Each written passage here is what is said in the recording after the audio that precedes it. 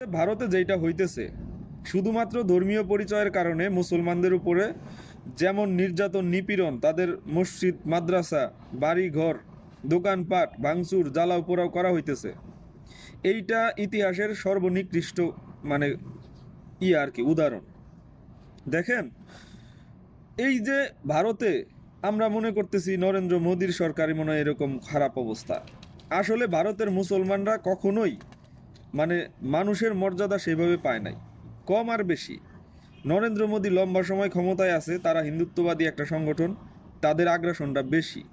কিন্তু ভারতের মুসলমানরা কখনোই খুব সুখে শান্তিতে ছিল না। মমতা, এই যে আপনার কলিকাতায় মমতার যে পরাজয় ঘটল, মমতা ছিল, মমতা দেখেন আমাদের পানির হিস্যা দিতে সবার আগে বাধা দিছে, চিন্তা করেন। তো এই হইতেছে আমাদের সাথে ভারতের সম্পর্ক। আমরা হয়তোবা ভারতের বিভিন্ন নেতা নেত্রীদের অনেকে পার্সোনালি সমর্থন করে, অনেকে যেমন নরেন্দ্র মোদী যখন ক্ষমতায় আসলো তখন অনেকেই খুশি হয়েছিল যে এবার হয়তোবা একটা ভালো সরকার আইলো। তো যাই হোক, ভারতে এই মুসলমানদের উপর আগ্রাসন নির্যাতন এগুলা বন্ধ করা উচিত।